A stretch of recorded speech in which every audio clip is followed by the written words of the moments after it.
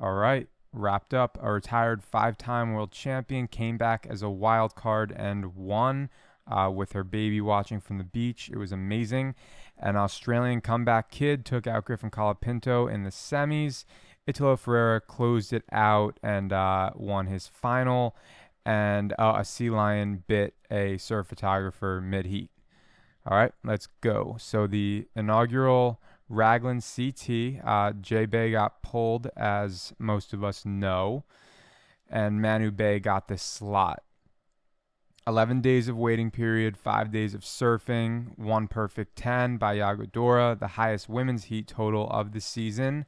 3 reigning or recent world champions getting absolutely cooked early on, and a 4-hour hold for what might have been a shark, might have been a very aggressive sea lion.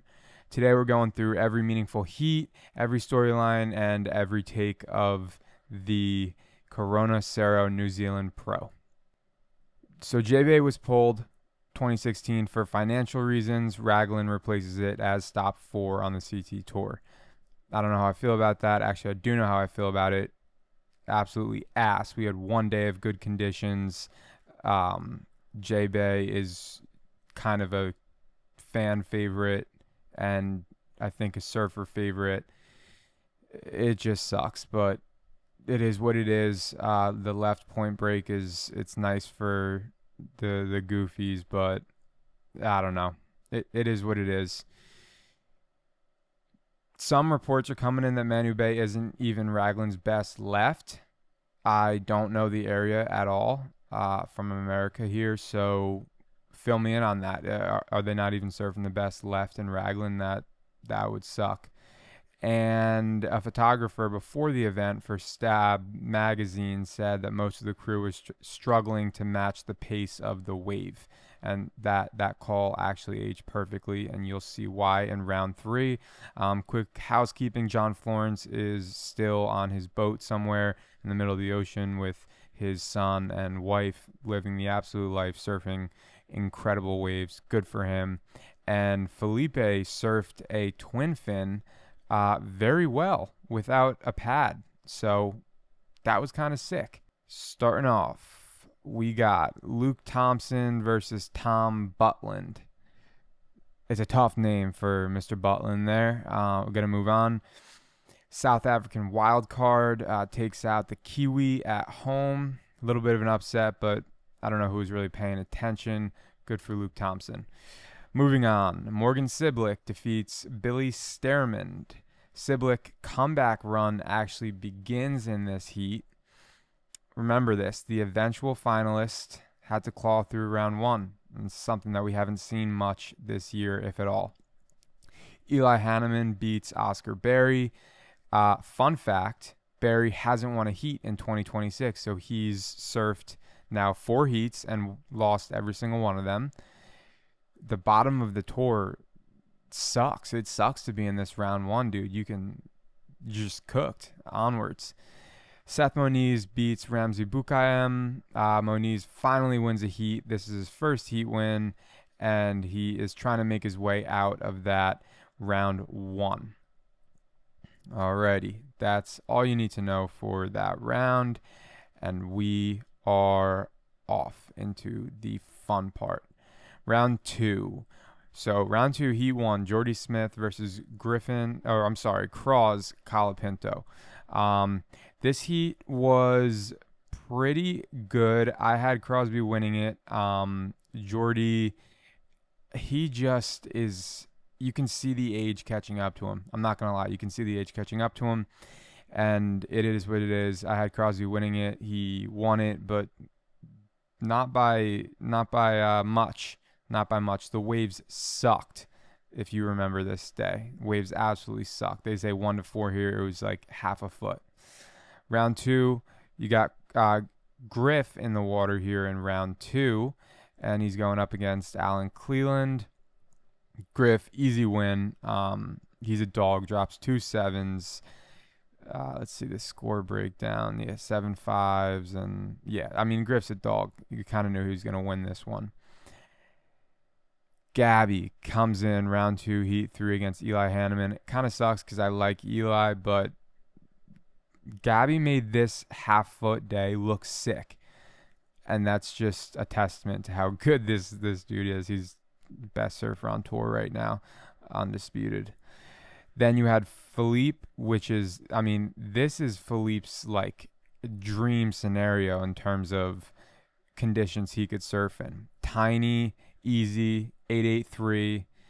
You know, a couple judges going 9.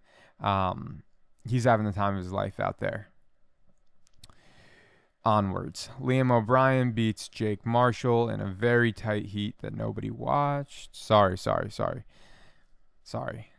This is one of those heats where it's just like, moving onwards. Morgan Cibilic upsetting Ethan Ewing. In my book, I had Ethan winning. So Cibilic, this is his now second heat, and this was a sick one. He came back in like towards the end, and this is just going to be the story of Cibilic through this whole event. Late comebacks. You see here, he gets the opening wave, and then nothing until the last wave surfed at a 7.5 to advance him to round 3. Good job, Morgs. Rio Aida beats Connor O'Leary. High heat total. Connor O'Leary only rides 2 waves, and just like that, he's out. Rio looked pretty good. I think he's more of a small wave surfer, so it was good to watch. George Pitar, Alejo Muniz. Anyway, Alejo beats George Pitar. George Pitar is the high score of the heat at an 8.27, but what are you going to do? 1-1, move onwards. Yago Dora destroys Luke Thompson. Anyone going up against Yago Dora at this point, it's just unfortunate, dude. Like, the guy's, he's insane. He's kind of like replacing John Florence. Save that for later. Onwards. Marco Mignot beats Baron Mamiya. That sucks. I like Baron Mamiya. I don't really like Marco Mignot. I don't know why. There's something about his eyes. Look at him. I don't know. It's like the Mona Lisa effect. Onwards. Cole Houshman beats Sammy Pupo in a close one. Sucks. I like Sammy, and I had him going way further in this, but good for Cole to move on here. Leonardo Fioravanti beats Mateus Hurdy. It's just a heat I skipped, honestly. I just don't care to watch. Onwards. Italo beats Seth Moniz. I was surprised that Seth was even still on tour. Nah, I'm kidding. Seth's surfing well. It's just not that well. Italo, obviously, dog. Not close. Kanoa Igarashi beats Jovan. Now, this is one I liked. Jack Robinson beating Kylie Vost. Jack has been having a tough start to the season, and he needed this. And he showed up. It was a fun heat to watch. Again, shitty conditions all through this round 2, so you can barely call this professional surfing. And then Miguel beats Callum Robson. That sucks for Callum. I like Callum, so unfortunate. It's just unfortunate. Yeah, I'm not going to talk shit about it, but big overviews from here. The champ Medina's back, 3-time world champ. You know, he had some personal issues. We'll get into it, and he's back better than ever. That Toledo twin fin experiment is just working in this heat, and Cibilic over Ewing it's big. It's big for him. Round 3 for the men. Here we go. Griff versus Crosby, the brothers. Love the brother battle. I believe it's now Griff up 2-1. Let me check that. Yeah, Griff's up 2-1. Love watching them surf against each other. Super fun. The waves were okay in this round 3. I think they only ran this heat and then stopped. I think they literally ran one heat and then called it off. So kind of sucks, but it was cool. And they love surfing against each other. So onwards. Filipe versus Gabby. What a heat, dude. Are you kidding me? Felipe's twin fin, no pad. Like, you wouldn't think Filipe would pull something like that. That's a I don't know who even does that, but it's not Filipe. One of the Colapintos maybe. It's not Filipe. He does, and he beats Gabby. All right. I don't think that this had anything to do with Gabby having any rust or anything like that. I think it just was Felipe's day. Smaller waves again. Gabby could have shown up, but he didn't as much. It is what it is. Cibilic has probably the easiest draw in round 3 against Liam O'Brien. Good friend of his, real solid friend of his. And again, this is Cibilic just making it work, making it happen, advances to the quarterfinals, and off to the best result of the year for him.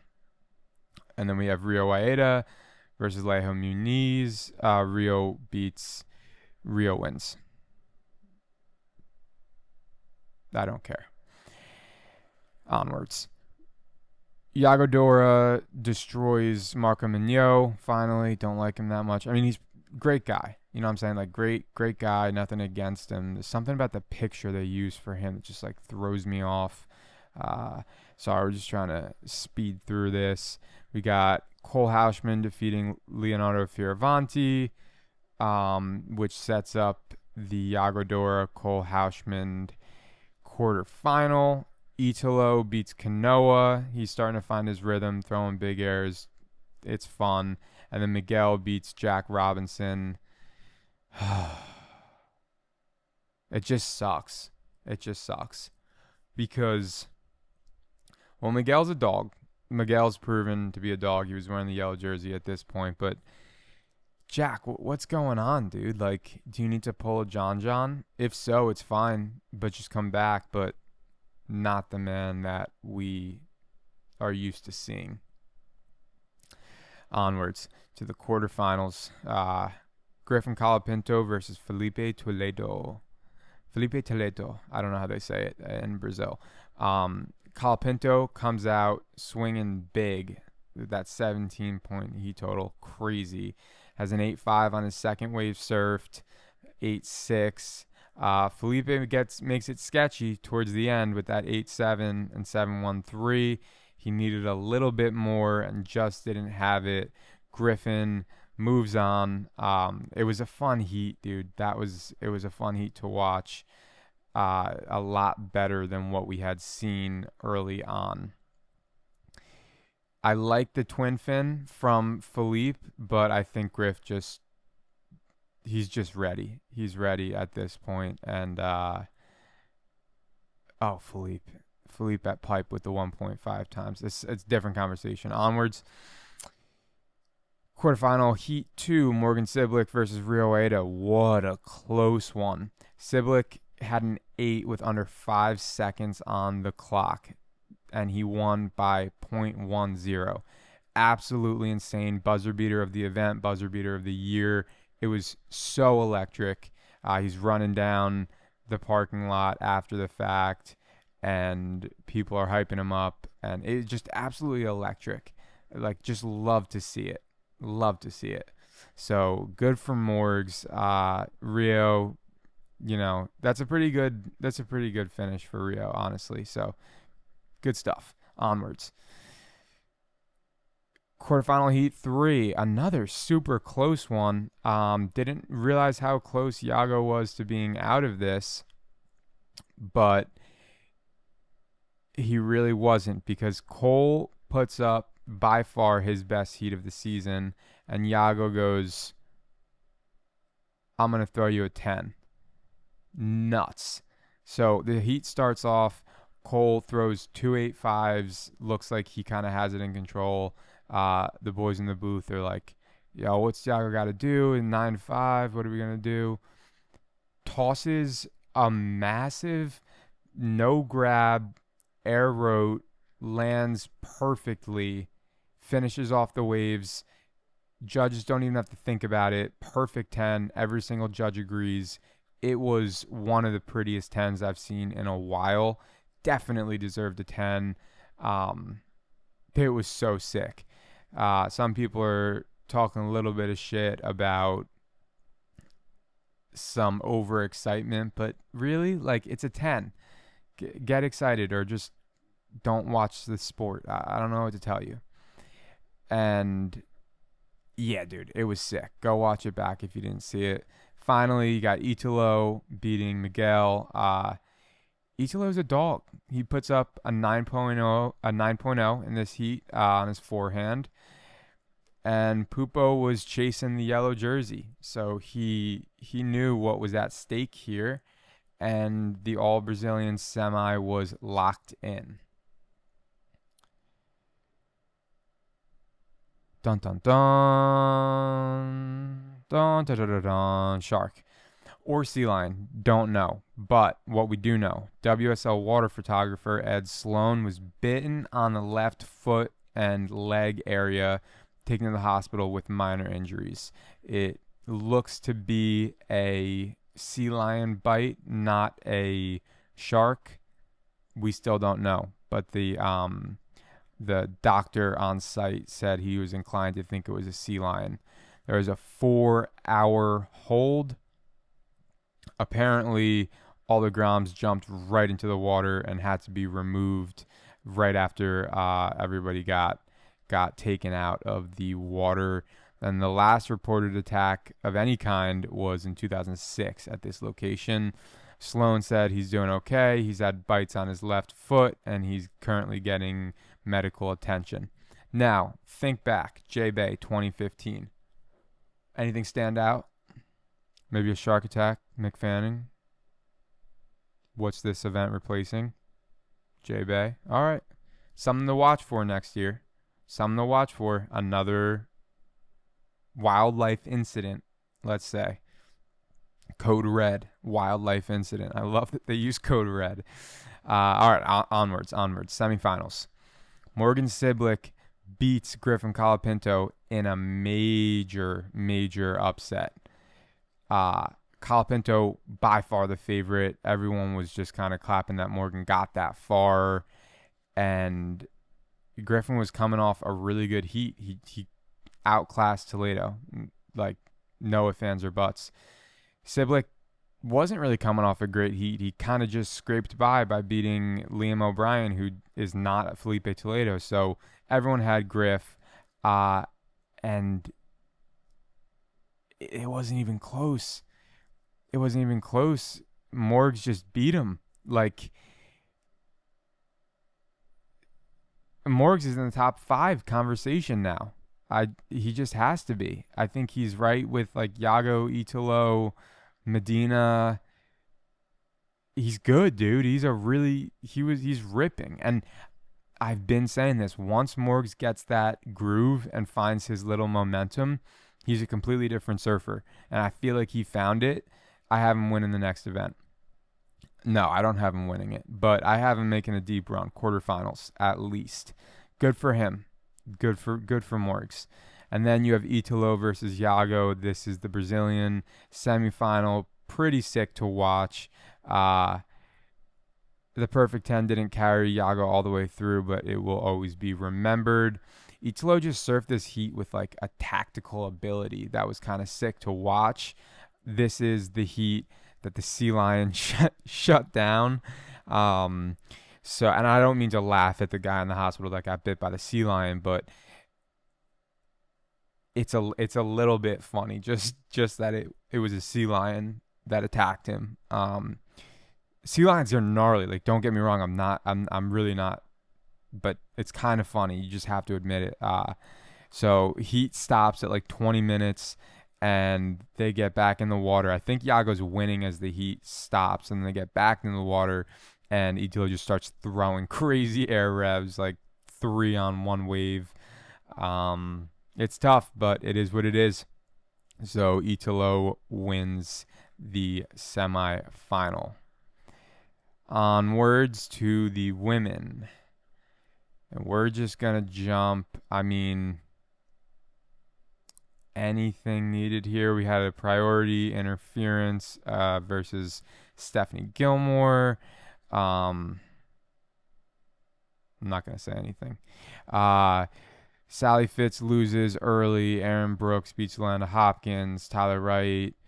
Tia Zabrowski looked good. She's great in tiny waves. She's a tiny person. Carissa Moore makes it out of the first heat to eventually win the comp. So that's pretty sick. And now to the bracket. Round 2, we have a couple things to touch on. Caity Simmers got absolutely smoked. That's not a great look. Alyssa Spencer, 12.34 heat total. Caity Simmers, 3.67 single wave score. I don't know what's going on, but honestly, hot take, Caitlin Simmers 2026, absolute crisis. Cooked, washed, reset, needs a 2027 to start up now. Sorry, is what it is. Prove me wrong next event. Steph Gilmore gets dropped by a 19-year-old. Sawyer Lindblad destroys Steph Gilmore, the GOAT, by a lot. Tyler Wright is out in the quarterfinals. My dog just made a weird-ass noise. Sawyer Lindblad destroys Tyler Wright.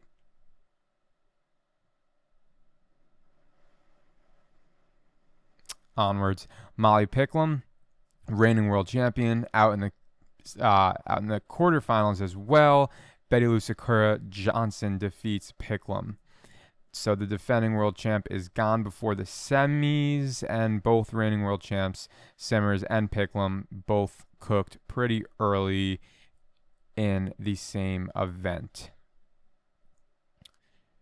Moore versus Marks. Big heat. Carissa beats Caroline with a 17.06 versus a 16.06. Two of the best women's surfers of the decade in one heat. Totally sick to watch. It was a really good heat to watch. And then you have Sawyer Lindblad versus Alyssa Spencer. I don't know. It's super close, actually. I just realized, but I didn't even watch this heat. It was kind of a boring heat. Sorry. This was a sick heat. Holy shit. This was a sick heat. Carissa Moore had a 19 heat total, and her 9.8 was nuts. Like, it was so sick. Thought it might be a 10, but I respect it. I think it was the best backhand display, men or women, at Raglan. It was so sick. And having her kid on the beach and her husband, like, it was so cool. She was having a great time. Beautiful moment. And then to the finals. As we know, Carissa beats Sawyer. They're really close. Carissa said in the post heat that she would have been happy to see Sawyer win, but it was beautiful watching Carissa absolutely rip. She didn't drop below for the entire event. Her lowest was a 15.33 heat total. Just incredible. She is a wild card in this event, so that's dope. I'm happy for her. I'm happy that she got to do it in front of her child and husband and father. It was cool, and she was rooting Sawyer on really hard. Sawyer was ripping. Sawyer had a couple turns, and they brought this up in the booth, and I was like, that seems like a stretch to say, but they said that she on rail looks like Yago. Kind of. Like, Sawyer throws water. It's sick to watch. It's a good time to watch. So it was a good one. Sawyer's still obviously up there, but what a run by Carissa. So congratulations. And then the final of the men's. Italo beats Morgan Cibilic. He goes down. The fairy tale ending does not come. yet, but it's Cibilic's biggest result since 2021 Final 5. Italo's back 100%. 2 events ago, people were like, all right, who the fuck is this guy? Or sorry, I didn't say that. Who is this guy? And now he just won a CT, throwing crazy airs and just doing sick moves to get there. Cibilic's loss is fine. I think he's in the Final 5 conversation. It's sick. And some are saying, me being some, that it's actually Italo is more dangerous than Yago right now of the Brazilians. Yago had the 10 and the belt from last year, but it's Italo. But no one passes Medina. So real quick, let's talk about the really, really unfortunate new setup of this first round wild card situation. If you're a wild card, you are automatically in the first round. If you are a bad surfer, you're in the first round. And the problem with that is you're just stuck surfing against difficult competition in the first round, and you don't really have a chance to get out of it. So you can travel to 4 places and have surfed 4 heats.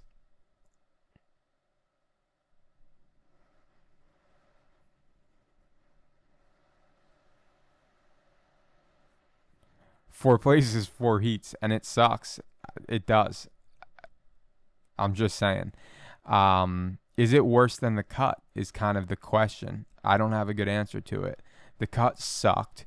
It felt like fake bullshit drama that they were trying to use to get. It sucked. But this kind of sucks too because you don't have big names in it, and it's kind of just the bottom feeders of the tour trying to just to get into the real event. It almost feels like a wild card. Like you have to win this wild card heat to make it into the event and surf against the real tour surfers. So it's kind of brutal and it just sucks. Oscar Berry's still completely winless. It's tough. And there we go. So looking ahead, we have Punta Roca starts May 28th. That's only 4 days from now. So that's a right-hand point, pretty much the opposite of Raglan.